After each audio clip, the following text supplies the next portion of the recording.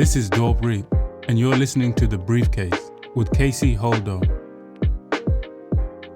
Greetings, Blizzard fans, and welcome to The Briefcase, presented by Spirit Mountain Casino. Episode 170 of The Briefcase, presented by Spirit Mountain Casino, the first 2025-26 NBA season edition of The Briefcase, as that season, the 2025-26 season, is upon us. First day of the year, Media Day on Monday. Trailblazers holding their event at Moda Center, getting all of their media obligations, at least for the day, squared away. We'll talk about Media Day. We'll talk about the takeaways from the first day of a very long season. And we'll hear from Chauncey Billups and a number of players discuss defense and the way that they feel like they can take their defensive game to the next level due to their personnel on this edition of The Briefcase, presented by Spirit Mountain Casino. Well, the Trailblazers had quite a busy offseason this year. They drafted Yang Hansen. Summer League is a whole thing because of Hansen. They bring back Damian Lillard, who gets waived. They trade for Drew Holiday. The team goes up for sale, and then it is purchased, or at least it's agreed to be purchased. So a lot of things this offseason to address. So that would maybe make you think that going into Media Day that there will be a lot of things to discuss, and there always are at the beginning of a long season. But I got to be honest, actually, it seemed a little bit like, it was really more like, hey, let's just get this squared away and get to the basketball, which as someone who is not necessarily a fan of Media Day, I think is fantastic. I thought it was really interesting that it seemed like, it was all about business and let's get this squared away. Everyone was in a really good mood. Everyone was really accommodating, really willing to answer questions, really willing to participate in the kind of team media portions that they have to go through, from, taking photos and doing videos for the big screen and the opens and, a bunch of national media requirements. I thought everyone just had a real good sense about them going into Media Day. Like, there was no one that was like annoyed. I didn't feel like there was really any like questions that were lingering out there that had to be answered in general, but a lot of times there's some of those questions. And I think, you can think of probably a few other teams in the NBA who have had interesting off seasons and kind of some of the questions and the tenor of what those media days were like. And then I think you compare that to the Blazers Media Day. And again, it just seemed like a real chill vibe. Like, I think everyone excited to get the season going. I think optimistic about the team's chances this season to be a better team. And really just no one that, like, it just didn't seem like there was really any topic where it was like, oh boy, I guess we got to get to this. I would say maybe, no one ever likes talking about injuries. So, both Scoot and Rob, who we'll talk about here in a second, have both knocks that for Scoot, that's going to keep him out at least for a month, maybe I think probably longer than that. And then Rob, we'll get to here in a minute. I think it's more precautionary, but still. So there wasn't really anything where it was like, oh boy, here we go. It was just like, yeah, like we like the makeup of our team. We feel like we're going to be better. We've still got a ways to go in order to improve. I did think it was interesting that Joe Cronin, in his comments after, I feel like at the end of last season and at the press conference to announce that Damian Lillard had been signed as a free agent after he was waived, Joe was, I think there was a quote where he said it like, it's winning time now. And I don't think that he moved away from that necessarily, but he was a little more, I would say, demure when it came to discussing, is this a playoff team this year? And is the expectation that it's playoffs or bust this year after missing the postseason, I believe, for the last 4 seasons? And, he didn't go there. And, I guess he could have. I guess he could have gotten up there and said, the playoffs are the goal. Chunks could have got up there and said playoffs are the goal. And, the trite answer to that is that, yes, the playoffs are always the goal. But I think it has a bit of a different, it feels a bit different when it's talked about more explicitly.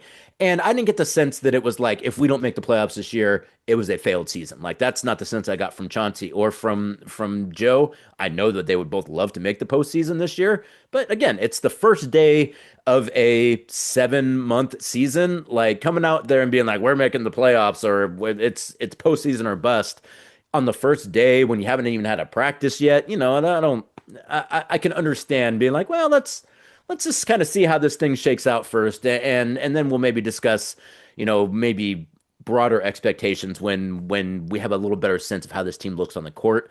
But in general, I thought everyone seemed like, again, just a really good mood. I think really excited to be back in town, really excited to get going. Obviously Dame being back, he's super excited about that. I think Drew Holiday is really enthusiastic about being in Portland. I think Yang Hansen is really excited about getting this thing going. I thought Toumani like seemed real like ambulant and like happy and real confident in himself. Not that he ever hasn't been, but I think he kind of knows his place on this team. I even thought Scoot, who obviously is going to miss a significant chunk of the season here now, I thought he had a kind of a really good way about him at media day too, and he could have came in and been kind of sour and like woe is me, but like he just didn't. So really, I just think top to bottom, like it just seemed like a really solid, confident media day and a really nice way to go into the first day of practices on Tuesday. So, let's just go and get a little more explicit here about kind of some of my main takeaways from media day today. First off, and might as well start where it started. Dwayne Hankins was first of the days.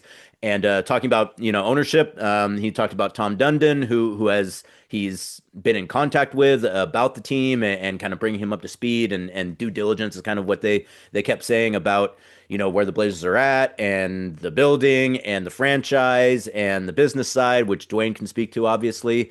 And also, it sounds like had some conversations with Joe Cronin as well. I'm assuming about kind of the direction of the team from a basketball perspective. Probably not giving so much like directive at this point, and Dwayne was very explicit that Jody is still the governor of the team. She is still the one that's calling the shots right now until that sale is finalized. They've only just agreed to sell the team to Tom Dundon's group. It actually has to go through a process of sale before they can actually take control. And so, I'm guessing that Tom Dundon isn't probably telling Joe Cronin like you should do this, you should do that, maybe sharing kind of some thoughts about kind of the way he views a team and what he would like to maybe see in like the broad strokes. But I think it's probably more again just due diligence and kind of getting to know yous and maybe just some real basic kind of discussions about just how you view owning a franchise and where you would like to kind of not see it go necessarily, but just your views on ownership and being an owner and what kind of owner you kind of envisioned yourself and how what kind of form that might take with the Portland Trail Blazers. So, obviously we're not privy to those discussions and they didn't expand on them at all, but I just thought it was interesting that, they have had contact with Tom Dundon. So, that process is obviously continuing and I'm sure, people have seen stuff about the lawsuit and so on and so forth. Obviously nothing to report about that from the team, but I did think it was interesting that there have been conversations that they discussed that there have been conversations there, and so I think that's an interesting kind of takeaway from media day is that that relationship between Tom Dundon and that ownership group and the executives that work for the Trailblazers now under a different ownership have already started to have some communications and some dialogue about various parts of the business. So, I think that was kind of the first takeaway for me because, I had heard that there had been some things like that, but I didn't know, just how much they were talking about that publicly and how much of that, is kind of quiet as it's kept and how much of that is for public consumption. So I was glad to see that they were able to come out today and talk about that relationship or at least that budding relationship, which, I think is something that is going to be important to kind of keep track of this season as well as that process goes through and continues. And I'm sure you guys have all seen the reporting that the hope and the goal is to maybe take over by sometime end of March. We'll obviously have to see how that goes. But I mean, I just think even any kind of public discussion of the ownership change from Dwayne Hankins and Joe Cronin in and of itself to me seems significant because for the most part, they have been, pretty mum about that because they're supposed to, because, that this process has to play out, the way it plays out. And it's not necessarily, you have to do things at the right time and in the right way. And so the fact that it's far enough now in the process to where guys like Dwayne Hankins and Joe Cronin are having some conversations with Tom Dundon, I think, again, is something to take away from media days. So, another thing that Dwayne had mentioned about Tom Dundon is they have had conversations about the building. Obviously, last week, the team, does the public display of the new video boards, both the upgraded jumbotron or big screen, and then the two end zone screen boards with the board in between. So that's obviously something that the team is already considering, anyways. Dwayne did talk, at least briefly about you know that part of sports ownership being important to Tom Dundon, the improvement of a building. Obviously, I think people have heard of what's happened in Raleigh with the building there, and I think the idea being that some of those at least base conversations about this is obviously the building, this is Moda Center, it is the oldest building in the NBA that hasn't gone through a significant renovation, and what that means for a new ownership group, and maybe some of the things they might need to address once they take over.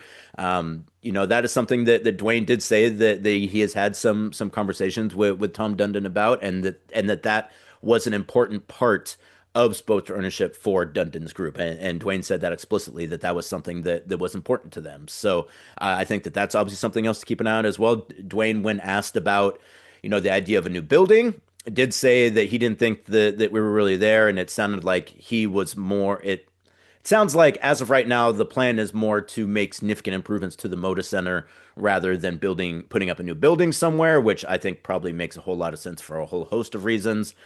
First and foremost being that where you're going to put a arena in Portland.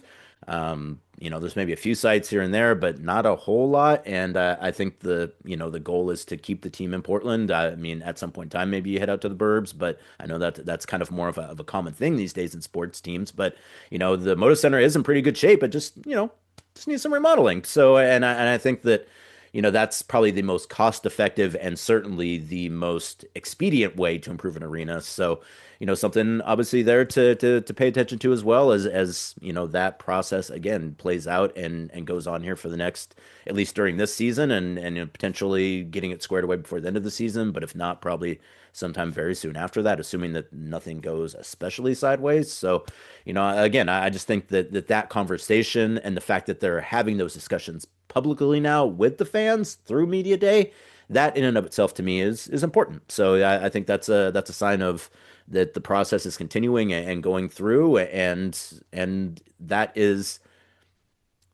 that's something that they wouldn't have talked about that a month ago, I guess is what I'm saying. Like that's something that I think now that formal agreement has been entered into, I think that probably opens up the possibility to discuss ownership a little bit more. I'm guessing they're not going to make a whole lot of comments about it. I don't know that I've actually seen anyone from Tom Dundon's group actually state anything explicitly about purchasing the Trailblazers other than that they have entered into that agreement. So, you assume that again, when you're talking about deals that are worth 4 point something billion, like it's a lot at stake, obviously. So you probably want to be pretty measured in your public comments, which the team has been as well. But the fact they even made some public comments about ownership, I think is somewhat interesting. One of the other early storylines, and unfortunately, it's almost always a storyline for the Portland Trailblazers, injuries. As I mentioned off the jump, Scoot having that hamstring tear in his left leg, that is going to keep him out for at least 4 weeks until he can return to basketball activities. The initial on the press release, I said 4 to 8 weeks to return to basketball activities. I thought Joe Cronin in his comments made some really good points about that injury for Scoot. He actually started his comments out by talking about that injury. And, his kind of main, I think, thing that he wanted to stress was that, yes, it could just be 4 weeks, and that would be awesome. It could be 8 weeks, and that wouldn't be as awesome, but okay. But it could be even longer than that because hamstrings are very finicky. There's not a whole lot you can do other than wait for that muscle to mend. It's an injury that if it pops again, you're looking at an even longer amount of time. And so I thought that Joe kind of really got out in front of it and was like, hey, it'd be awesome if it was less. If the doctors say that that's where it's at, awesome. If it's around the longer end of what we initially said in that press release, that's fine too. But oh yeah, by the way, just to be perfectly frank, it could also be longer than that as well. It depends on how he's able to come back once he's even cleared to get back on the court. where his fitness is at, how that feels. And I think too, anyone that's had like, if you've ever had like one of those muscle injuries or tears, again, it's just like, it's such a specific pain, and not even pain really, but just like a pull or a feel that like, I think once you tear it, I think it makes you really reluctant to kind of do some of the things that might have happened when you did tear it. Scoot said it was just kind of a freak thing, took a wrong step, and that's what happened. So that's obviously a very supreme bummer, but I think important that Joe got out there and was like, hey, like it's not great. We wish it hadn't happened, but it is one, those things happen when you're working in sports, and two, we're really hopeful that it won't be that bad, but we're going to let the actual injury dictate when Scoot comes back, not a timeline, not where the team is at, not even Scoot and what his desires might be to get out there and play, because Scoot wants to get out there and play. And, you know, after, we talked about in the last show, the last couple seasons, kind of being in and out of the starting lineup, feeling, I'm guessing Scoot probably feels like, he maybe didn't get the same chance as a number three pick that maybe some other guys in his position have had. Though, I mean, I think you probably look at other places like a guy like Reed Shepard in Houston, and sometimes that's just the way things go. But I'm guessing for Scoot, really felt like going into this season, a chance to be the starter on day one. Obviously, has that injury 3 or 4 days before started training camp that's going to keep him out at least for a month. I'm guessing it'll be longer than that. And at that point, like you're already trying to supplant Drew Holiday, a really good player in his own right, and you're having to do that after missing training camp and, at least probably a couple weeks of the regular season, if not more. So, that I think it's obviously not great, but I thought that Scoot, again, like he wasn't dour about it. He could have kind of complained about it and you know rued his bad fortune, but he just didn't. Like I thought that Scoot seemed really enthusiastic and excited about the season, even though he's going to be on the shelf for the first part of it. I also thought too. I asked Dame about kind of that relationship with Scoot. He talked about his hopes for Scoot at that rally and wanting to be a part of kind of his journey. And now both those guys not going to be on the court for a while. Dame not going to be on this season. Scoot not going to be on at least for a month. And just the opportunity for those guys to kind of spend some time together, maybe as they rehabilitate. And Dame talking about trying to find that balance between wanting to help mentor Scoot and help him along in his journey while also not kind of being in his ear too much and feeling like he's trying to give advice when it's not asked for. And so I thought that was interesting as well. Just one of those things where you really wish it hadn't happened. I think Scoot coming into the season is probably maybe probably after Hansen, probably what people most were interested in coming into the season. And the fact that that's not going to happen for at least a month is, that stinks. Hopefully it won't be too much longer than that. But again, I thought that the way that Joe talked about that timeline was really important. And one again, kind of a takeaway for me from media day was kind of the way that Joe seemed like he wanted to kind of get out in front of this idea that it's like, well, maybe in a month he'll be back, and maybe that's true, but not letting kind of arbitrary timelines be the decider for when Scoot's going to come back. Kind of same idea too, in Robert Williams III. Cronin had mentioned that Rob is still not cleared yet for full contact. Rob had that arthroscopic surgery back in March. I don't know if he's had anything since then. They didn't announce anything, but sometimes things happen. And when you have a guy who's got Rob's injury history, there's basically no level of caution you can exercise that's too much. So they're really going to be careful with Rob, and the fact that I think they'd probably like to see Hansen as well, and that they have Dwop, I think that probably makes them feel good about kind of letting Rob come back when he's fully healthy. Obviously, they're very excited about Donovan Clingan, who's as I mentioned, in the last show, is really slimmed down, really looks good. I've heard really good things about kind of some of the runs that Donovan's been participating in. So, I don't think that that's necessarily an impact on Rob's return, but I think it does make you feel a little bit better about it when you're like, hey, we have some guys at center that we wanted to get a look at anyways. But I did think it was interesting that it came out right away and we're like, yeah, he's not cleared yet. I'm guessing that training camp and preseason will probably be kind of a ramp up for Rob, and hopefully by the start of the regular season, a chance to get out there and start playing regular minutes, which would really be great. Not even just for the players, but just for Rob. Like, obviously, he's such a great guy. If you watch any of the media stuff with Rob, like, he's such a cool dude. Like, everyone roots for him, everyone loves him, and rightfully so. Which is also too why, like, when the idea is always like, well, you get a second round pick for him, why wouldn't you do that? Like, my whole opinion is like Rob is worth more than that on your team. Like, he just is. Like, he is a guy that you want to have around your players, particularly your young players. He's a culture setter. Everyone loves him. Like, he just has a great way about him. And so for me, it's like, yeah, I guess you could do something like that. Like, get a second round pick some other time, 2, 3 years down the road. But for me, again, that's like, if you're asking me what's more valuable for this team, I think just having Rob Williams in your locker room is more valuable than, a late second round pick. And I also think that if he's able to play, then he's really a lot more valuable than that. So, I'm really glad that they've decided to keep Rob, and I'm really hopeful that he's able to get out there and be healthy, but it's not going to be at least for the start of training camp at least. And actually I shouldn't say that. He is healthy. I just think that they're just going to go so slowly in returning Rob back. They're not going to take any chances because also, dude, this feels like I don't know. It just feels to me like it's for Rob. He's had enough of these issues now to where if he has too many more, like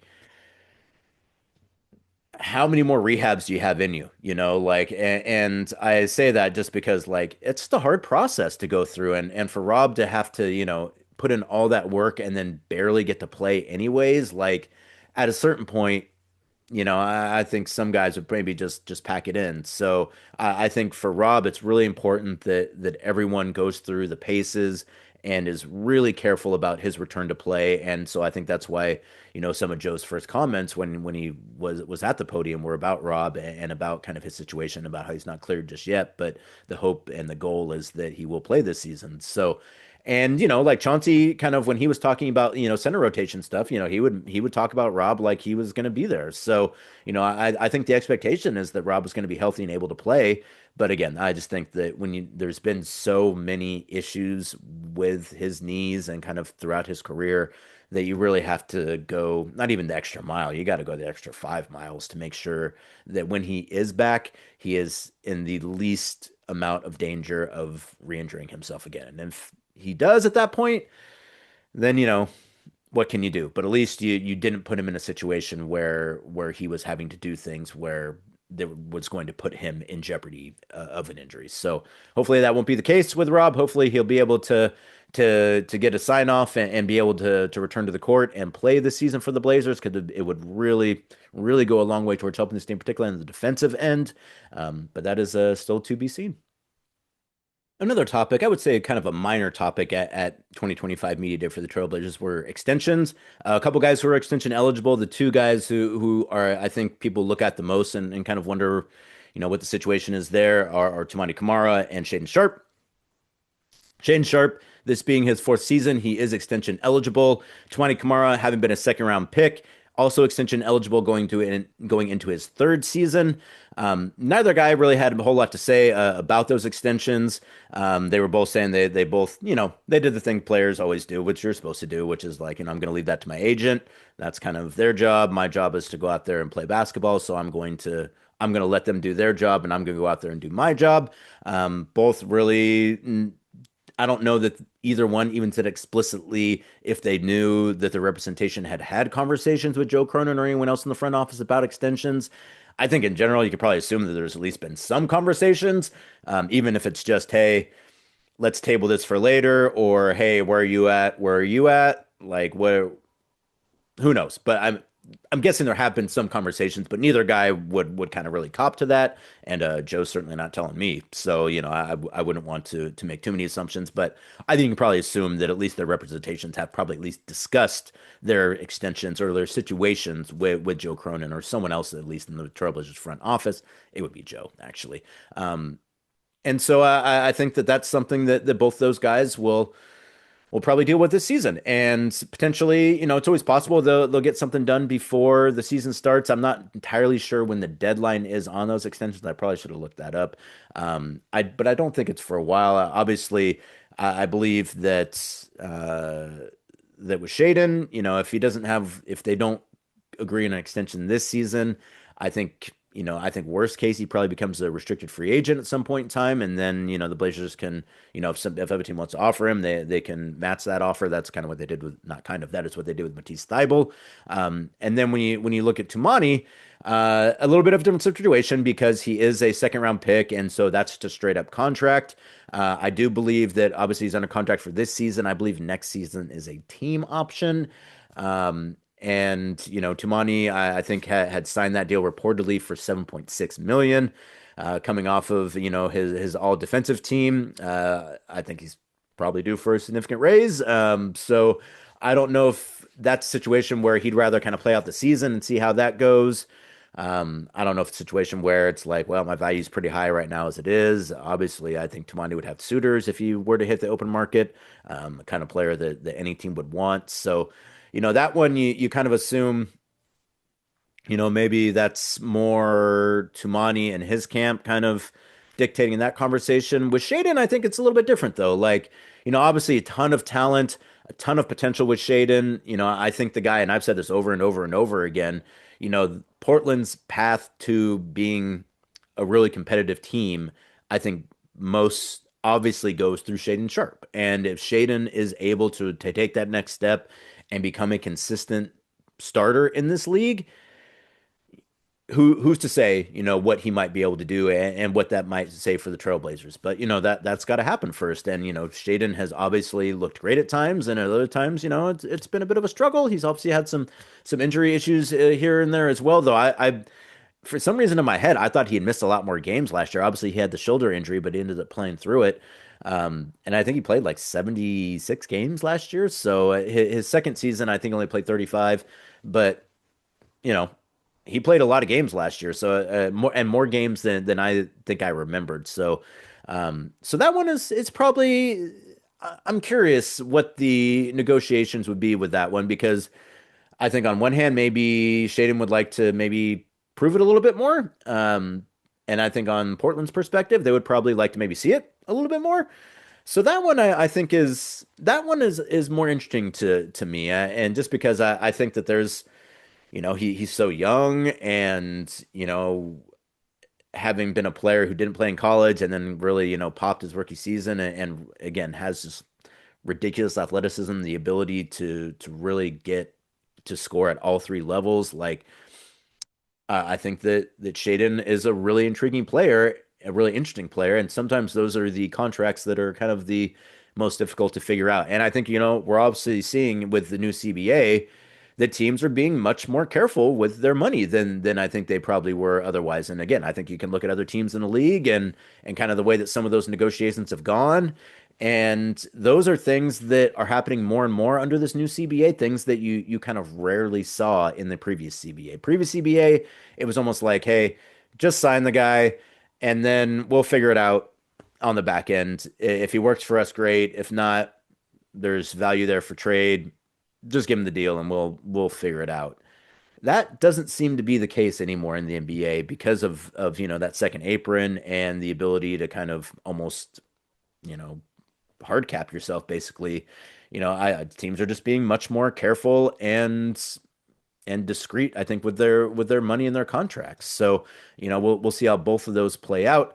And again, both those guys kind of deferred, said, "Hey, that's really my agent." So we'll see how that goes throughout the season. I mean, it's possible they're having those discussions now. Um, I don't remember if Joe must have got asked about it, but now I remember Toumani and Shaedon's answers to that question, but I don't remember Joe's answer. That was at the beginning, and started media day, particularly for the media session. Like we're getting everything up to speed. We're trying to get links posted and everyone in the right spot. So I might have missed a few parts here and there. I'll probably need to go back and listen to that again. But that was another storyline as well. As far as extensions go, really not a whole lot to report there other than both the players are leaving that to their agents. Another big storyline at Media Day, Yang Hansen, obviously the 16th pick in the 2025 draft for the Trailblazers out of China. Everyone wants to know kind of thoughts on Hansen. What do you think about Hansen? If you talk to Hansen, how does Hansen look in workouts? I think obviously after the incredible summer league that he had, a lot of excitement and enthusiasm both domestically and internationally. One, a ton of international media at Media Day today, which is always fantastic. Love having the Chinese media in town. I really hope they're going to have an opportunity to come in and stay in Portland and cover Hansen because I think it'll improve our coverage of it as well. In fact, I know it will. And it's just a after having met so many great people out of the Chinese media at Summer League, a number of whom were at Media Day in Portland today. It just kind of just let me feel that like it'd be really nice if we had more international media in Portland covering the team, particularly covering Hansen because he's incredibly he's huge in China, and hopefully kind of that next iteration of Chinese basketball. And I thought there was an interesting stat someone throughout the Blazers I think had players who played more international minutes last season than any other team. And for a while there, we were a team that almost seemed like we avoided international players for whatever reason. So the fact that we've gone from almost having no international players to having the most international players, or at least the most minutes played by international players, I think is a really interesting thing. And the fact that Hansen is continuing that, I think is great. I think that first off, just everyone on the team loves Hansen. Like everyone talked about how funny he is, how much they've enjoyed getting to know him. And again, like for everyone to really state explicitly how that he's a funny guy, I think is that's really going to help him a lot in the NBA. When you're learning a new team, you're learning a language, you having a way to disarm things, being funny is very helpful. And I thought Hansen he had a quote, that was, something to the effect of, you don't punch a person who is smiling at you or something. The idea being that if someone is nice, you are less likely to be a jerk to them. So Hansen's just nice to everybody, which I think one, that's just kind of his nature anyways, but two, it's a smart way to go about kind of making friends and joining a new organization that, can, not this organization, but just the NBA in general, it can be cutthroat, it can be aggressive. There's only 400 and something spots in the NBA and you're fighting and guys are fighting for those spots. So, it can, it, locker rooms can be angry places sometimes. Again, important, we really haven't ever, well, I won't say ever had that, but it's been some time since we've had anything even close to that. And so for Hansen to come in and again, just kind of like really disarm things by being funny and affable, I think is great and really tracks with everything that I've known about Hansen and the time that I've spent with him, at Summer League. That would be my takeaway as well, is that a very funny, kind of kind person who I think people just want to be around and want to root for anyways. So I thought that was kind of the first thing that almost to a single player, everyone was like, Hansen's a really funny guy. But it also sounds like he's looked good in workouts, like it would be one thing to talk about Hansen if he was at workouts and it was like, boy, this guy can't play. And I think if that was the takeaway for guys down at the practice facility, they wouldn't say that, but I think you could probably infer by the way that they talked about Hansen if he was like, boy, this guy, I mean, he's a ways away. Like I did not get that sense at all. I got the sense that guys were more like, oh, this guy can actually play a bit, which I think, after Summer League, that was, I think, a lot of our takeaway going into Summer League was like, as I've said before, Summer League not usually a place where bigs thrive. I'd only played in the CBA. None of us had really seen more than bits and pieces of his highlight reel. Some of us saw his workout in Portland, but again, that's a 3-on-3 workout. Saw him at the combine. He looked great there, but again, it's just the combine. So I think there's an inclination to when he gets to Summer League, be like, boy, this is going to probably be kind of tough. He goes out, looks great. Team sees that. Players see that. And then he gets to Portland. And I think there's probably still like, well, he did in the Summer League. Let's see how he looks, amongst real NBA players. And from all I can tell, it sounds like he's comported himself well. Like I don't think he's necessarily dominating, but it doesn't sound at all to me like he's holding anyone back. Like it seems like, and again, like guys wouldn't come out there and be like Hansen stinks, but you would be able to tell, or like they would talk about like, yeah, for rookies, it takes some time sometimes, and this pace of the game is pretty fast. Like there's ways to talk about guys not necessarily struggling, but just knowing that they're going to encounter difficulties. And if that had been the case in Tualatin, I think you would have got more. It's a long season and it's tough for rookies, and particularly for international guys learning the language, that's hard. I just didn't get a whole lot of that. I thought that, guys had mentioned that, he's picking up the language fast. Rob had even mentioned too that he's like, even stuff that he doesn't understand, like he picks it up really fast. Like sometimes Chris, the interpreter, he won't be able to come over and get to us as quickly as we'd like. So we just kind of try to explain to him what we want, and he picks it up really fast. I'm guessing that Hansen's English is better than he is willing to admit. He did speak a little bit of English at Media Day, and I thought it sounded really good.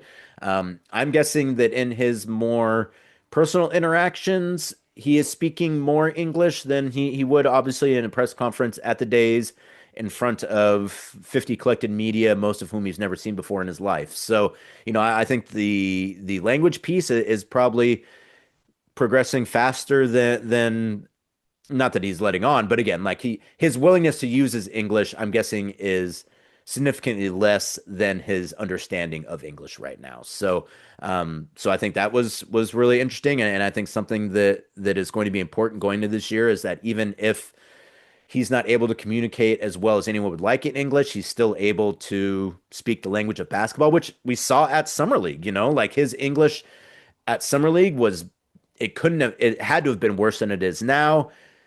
He's already spent more time, I'm guessing, with his new teammates than he spent with the guys at Summer League, because that's a pretty short runway to the start of Summer League.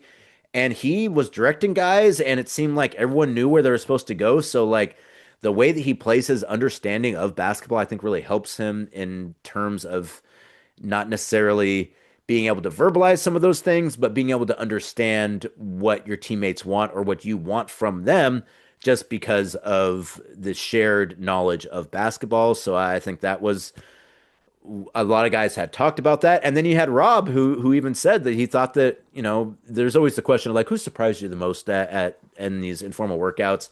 And, there's basically two answers that guys give. One, they either think for a minute and then think like, well, this guy's had a pretty good camp. Or they're like, well, nothing really surprises me because everyone's good and I expect everyone to be good. So no one ever comes in and surprises me, because why would I be surprised if a guy played good basketball? I expect him to play good basketball.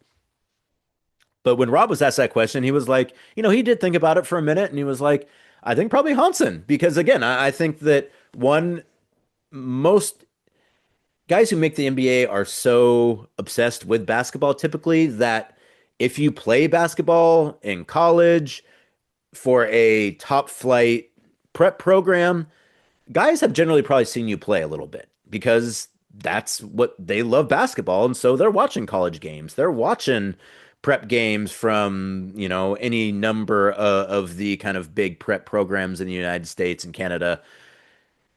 So you already kind of usually typically have a baseline for even guys that you don't know all that well. You've probably, but if they're good enough to make the NBA, generally they're good enough to have played somewhere where you've kind of watched them before. Not the case with Hansen.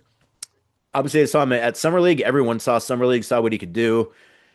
But then for Rob, when asked that question, to be like, I think it's maybe been Hansen because he's looked really good out there. Again, that tells me that he is conducting himself in a way that is probably in excess of what people's expectations were for a 20-year-old out of China whose best competition he's probably played has been the U19s 2 or 3 years ago.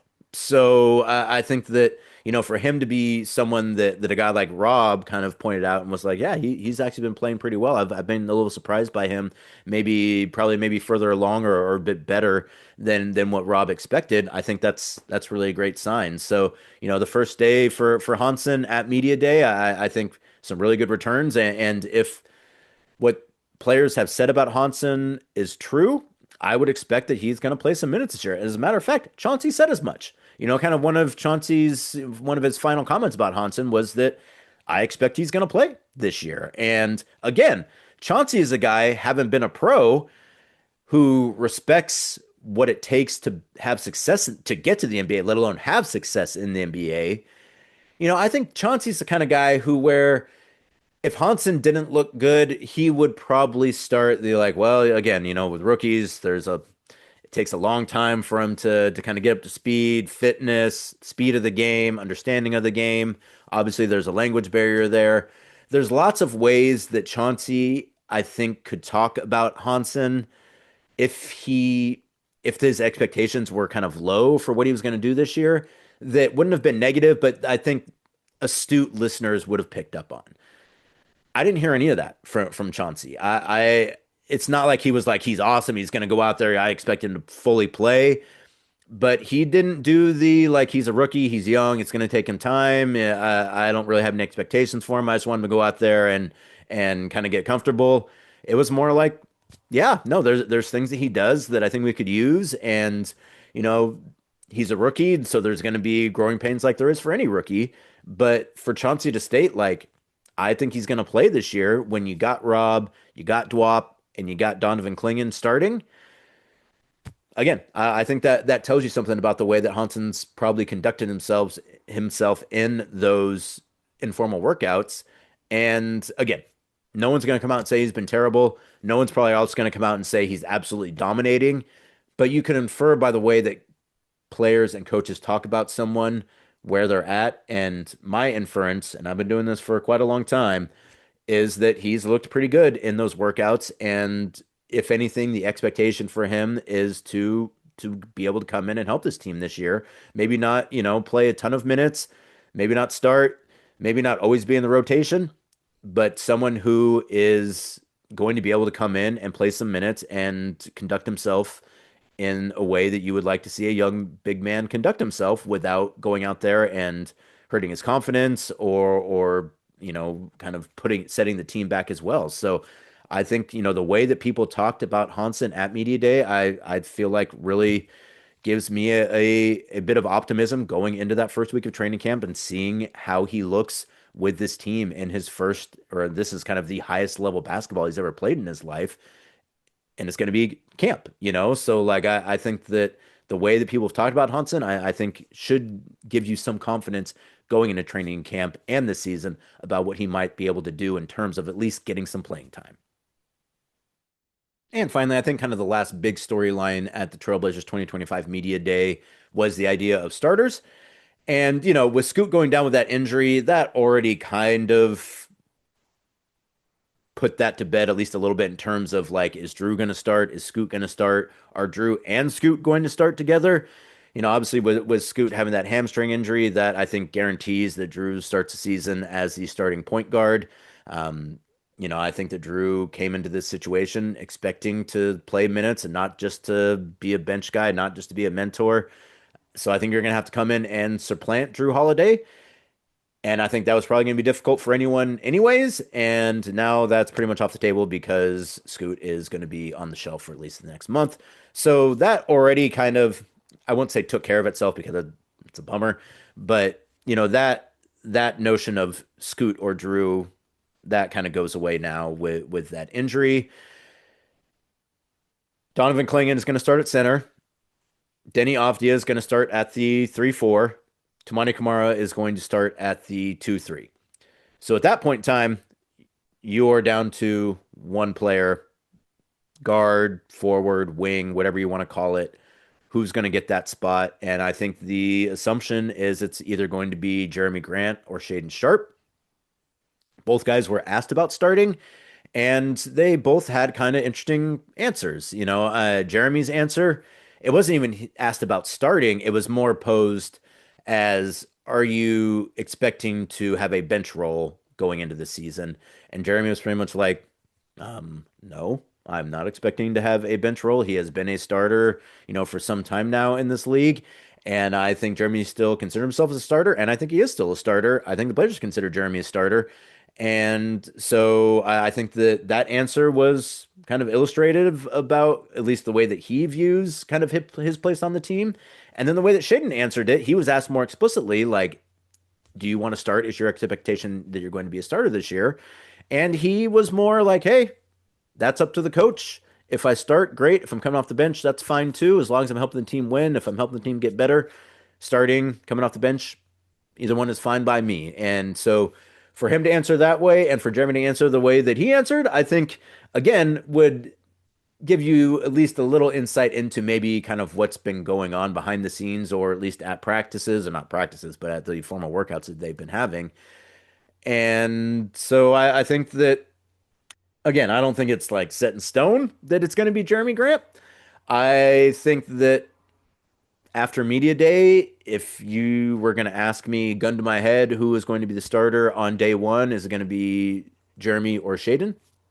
I'd say Jeremy at this point. So then again, Chauncey Billups talked about it. He talked about it last year. He talked about it again this year that starting is, I mean, it's his decision, but the way he would pose it is like, that's, they decide.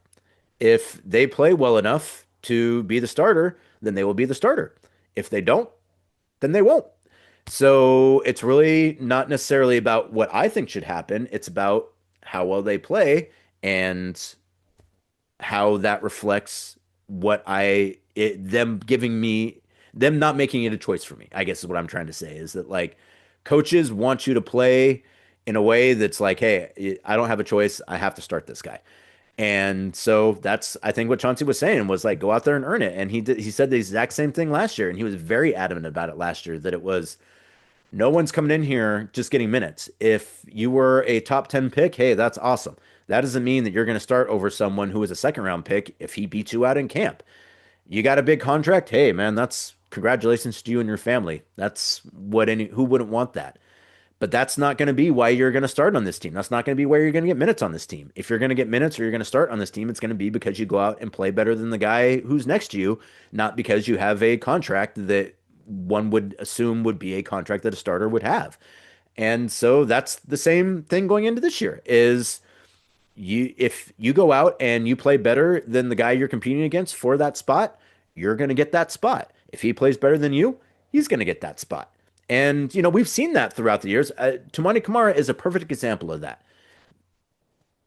Going into his second season, it's like, well, of course, Toumani's starting. And going into his third season, it's like, there's no way you can envision Toumani basically coming off the bench at this point. It's like,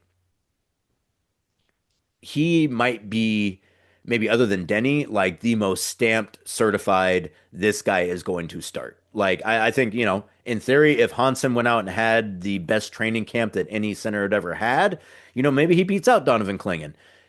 Obviously, Scoot and Drew, that was going to be a competition before the injury. And if Scoot had played better, he would get that spot. It is pretty much inconceivable for me to consider anyone moving Toumani out of that starting lineup, particularly with what he brings to that group. And that wasn't the case his rookie season. No one expected Toumani to start. I remember, I believe it was a training camp they had in Santa Barbara, and I was watching Toumani, and I kept thinking to myself, like, boy, this guy looks really good. Like, I'd be a little surprised if they're able to keep him off the floor because, boy, it seems like he's making a lot of plays, and he's really he looks the part. And he ends up starting half the games his rookie season, and then in a second season it starts every single game. So you can earn starting spots. Like, it's not like that is set in stone. So it's very possible that Shaedon Sharpe ends up starting on the wing in that first game. It's very possible Jeremy Grant does as well, but it's going to come down to who wins that spot in camp. And I know for a lot of people it's like, Jeremy is the past and Shaden's the future, so why wouldn't we just look to Shaedon? And it's like, well, because like that's not the way that Chauncey operates. One, two, like Jeremy is a very good player still and is under contract. And three, like you got to earn it. Like the idea that it's like, and again, this whole idea that's like, we'll just throw minutes at him even if he doesn't deserve it because he's a young player and that's what he needs. Like that's not the way it works, folks. It's just not. Like it's not. You got to earn minutes, and not earning minutes and just getting them awarded to you that can be much more detrimental than not playing at all. And that's not the case with Shaedon. I'm not saying that. And he's past that point now too. Like he's already enough of a player to where it's not like it's like his confidence is going to be shot. And obviously you can't shoot Shaedon's confidence because the guy is as cool as they come. But the idea just being that like, well, if you're young and we think that you're going to have a future with this team, so we're going to play you 38 minutes a night, even if there's other guys who are playing a lot better than you on the team. No, it's not going to happen. It's not the way it works. So, so that'll be a competition, like, and if Shaedon is really able to force that issue, like he's going to get that spot. And, if there has to be some hard conversations at that point, then they'll have those conversations. But one of those guys is going to have to go out and take that spot from the other one. And Jeremy in his career has been a starter for some time now. Shaedon has not. So I think, he's already got that track record, Jeremy, a little bit. So you would assume that maybe gives him a little bit of an edge in the clubhouse thus far. But again, I think it's going to be something where it's going to be an open competition. So that is kind of I think really my last takeaway from training camp is that starting notion of who's going to be in that five when the season begins. I think as of right now, four are pretty well cemented. Who's going to get that fifth spot between, I assume, Jeremy and Shaedon? I think training camp's going to decide that. Well, now that training camp is starting up, I can't stay home all day watching game shows. But if you need to get your game show fix, head out to Spirit Mountain Casino, where Price is Right Live, the hit interactive stage show that gives eligible individuals the chance to hear their names called and to come on down, is at Spirit Mountain Casino. Prizes may include appliances, vacations, and possibly a new car. Play classic games just like on television's longest running and most popular game show, from Plinko to Cliffhangers to The Big Wheel and even the Fabulous Showcase. Playing to near sold-out audiences for more than 20 years, The Price is Right Live has entertained millions of guests and given more than $15 million in cash and prizes. If you're a fan of The Price is Right on TV, you'll know that love this exciting, live, and non-televised on-stage version of the show. One show is happening on Friday, October 3rd at 8 p.m. at Spirit Mountain Casino. The next day, there's a matinee, October 4th at 3 p.m. Tickets available to Price is Right Live at SpiritMountCasino.com. Spirit Mountain Casino and Highway 18 on Grand Ronde. Elevate your game. Well, I would say there was one other big storyline at the Trailblazers 2025 Media Day, and it was defense. And the improvements that they've already made defensively and how they feel like they could continue that improvement with the addition of guys like Drew Holiday, with Donovan Clingan moving into a starting spot, with Matisse Thybulle coming back healthy, with Denny Avdia taking that next step in his career, with Toumani Camara obviously being an all-defensive player, something the Trailblazers haven't had in, I think, over 20 years. So a lot of the conversation about defense and where you feel like this team could go defensively, obviously, that's been something that Chauncey really wanted to address when he took over the job, and the team has finally started to make some real progress in that side of the ball. I believe 3 seasons ago, they finished the year 26th in defensive rating. 2 seasons ago, they finished 23rd in defensive rating. Last season, they were 16th in defensive rating.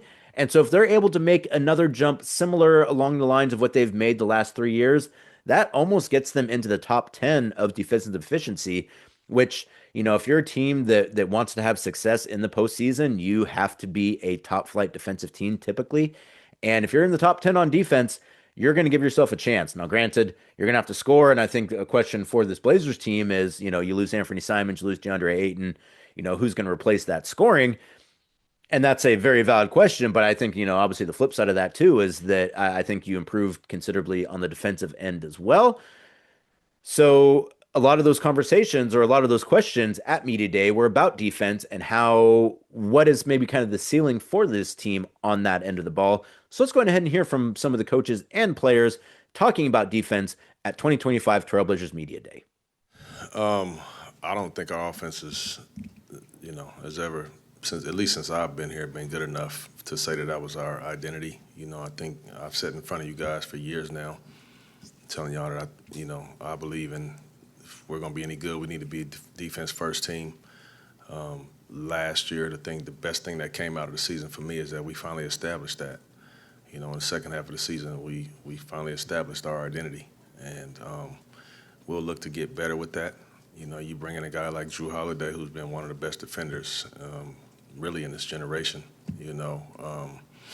and what he's able to do, how he's able to play. It just makes those things even better. So I'm really excited about where we are and what we're going to be able to do, in particular on the defensive end. The one area on the defensive end that we were really poor at is our defensive rebounding. That's going to be something that we have to be much better at. We'll focus on that right away,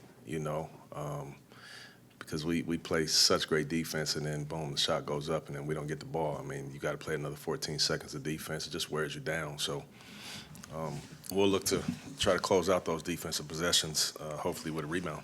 On that note, just how would you describe the strengths of the defense that you guys bring? The strengths of our defense, I think our physicality is one. Our pressure is going to be another one. And obviously, when you have Klingon at the rim, he's going to deter a lot of people. He's going to block a lot of shots. Also, Robert Williams there. Also, Hansen. So, we want to be very disruptive defensively the entire time. And then if they do get by us, and when they do get by us, they have to deal with those guys. So I love, what we should be able to do on that end of the floor.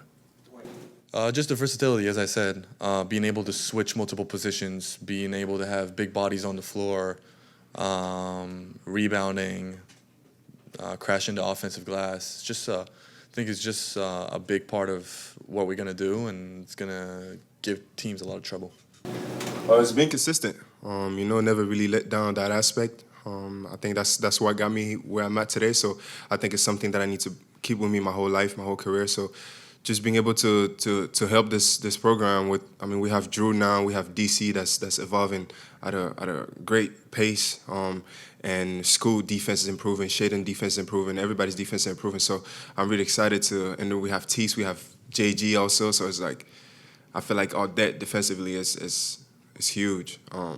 And what we're going to be able to do, switch a lot of position and stuff like that. I think it's just coming into the gym with the same mentality every day and knowing that's who we are, and that's where we can have a big impact on almost on every game against anybody. So being able to exploit that as best as we can.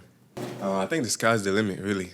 I think we have so many tools that we can use in different ways, so many different lineups that we can do to mess teams up. So now I'm very excited what we can do on that end of the floor for sure. Everybody got the energy and the everybody want to play defense. Everybody know that that's our identity. So I think it helps even more. Like nobody has to fake it, nobody has to force it. So I think it's becoming really natural for us to pick up full court and just be ourselves and play hard out there. Yeah, defensively, I think we'll have a good chance of being really, really good. You've already seen last year in two. You've seen it in a lot of these guys. We got Jeremy, we got Scoot, we got guys that can pick up full court, we got guys that can play 1 through 5. We got rim protection and Hansen and Rob and DC. So I think defensively we're going to be really, really good, very athletic, be able to switch at times, do different type of things that can throw some teams off. But the athleticism and the defensive mindedness is there. I feel like defensively we could be one of the best teams in the league. Just with the way that we have, with the guards we have, pressuring around the perimeter, forcing it into the bigs. Me, Rob, and Hansen protecting the rim at a high level. And I feel like defensively we could take. We finished off strong last year, but I think we could take an even bigger jump. I feel like that's what we hung our head at last year. I feel like we got great players offensively, fast players, but a lot of mistakes happen offensively. I say that to say, on the defensive side, it has to be a place where mistakes are limited. You know what I'm saying? Because we do have the depth, we have the variety of players, so we just got to hold each other accountable. With the addition of Drew, with Donovan moving into a starting role, with yourself, what do you feel like the defensive potential for this team is? Massive. Even just playing games in your mind about what kind of lineups we can put out there. It's pretty fun. We have a few all defensive players and then guys who are right on the cusp. We could put together some pretty ridiculous, as far as just our size and defensive prowess lineups. So, as a player I'm pretty excited about it all. So there you go. Defense, one of the main topics at Portland's 2025 Media Day. I thought all of those guys and Chauncey really they seem really enthusiastic about their opportunities to be a really good defensive team. I thought Matisse's quotes were great, and obviously Matisse is just like so excited to be able to get out there and play again. You know, I talk about scoring and where it's going to come from, and that's absolutely true. But I mean, like, you could think about some lineups the Blazers could throw out there where it's like every single one of those guys is an all NBA defense kind of guy. And so, I think that, are they going to run out those lineups sometimes? Yeah, probably not real often, but who's to say? And, maybe if another team is really having success scoring, maybe if you've got some injuries, maybe you want to try some things out, you could throw out some huge lineups, some pestering lineups, just wing defenders up and down the roster. So I think that that's something that, that's going to be a really interesting wrinkle for this team this year, is not only just kind of their baseline defense, but like if they really want to get into a team, if they're really playing a quality offensive team, like really maybe kind of trying some different things and going some lineups that you maybe generally wouldn't see, because you're able to put out a bunch of really great defenders who you feel like can maybe flip a game and get some momentum back. So like,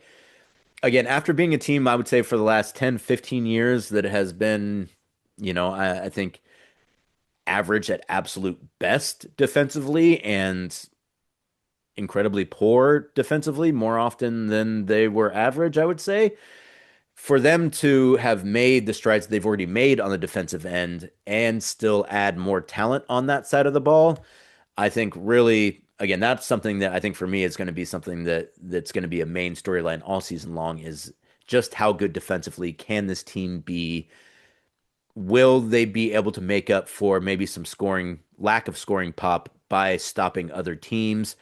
And, are they just going to be a frustrating team to play? I think that that's something that everyone would love to see. I think we obviously saw it with Toumani, that like the Blazers being a team that other teams just hate playing and are annoyed by, I think would really go a long way for fans in Portland, particularly after having seen some teams throughout the year defensively, to where it's like, yeah, we can score a lot of points, but we're going to give up more than we're going to score because we just don't have it in us to be a good defensive team. That is not the case anymore. They are at least a good defensive team last year, and I think there's a lot of reason to believe they're even going to be a much better team defensively this year. And that will do it for this edition of The Briefcase. Thank you so much for joining me, as always. But real quickly, want to reminder one more time, FanFest, Saturday, October 4th. Tickets, trailblazers.com/FanFest. They're free, but we really would appreciate it if you'd register. Let us know you're coming. Doors, I believe, are at 1 o'clock. Scrimmage starts at 2 o'clock. First come, first serve seating for the most part. So if you get there earlier, a chance to get a better, closer seat. It's always a great time. Sponsored this year by Toyota. So if you are a Toyota holder, I guess bring your keys or your key fob, and maybe like you can get closer to the court access through Toyota. So if you are a Toyota owner like myself, bring your keys, let them know. Maybe you'll get something for it.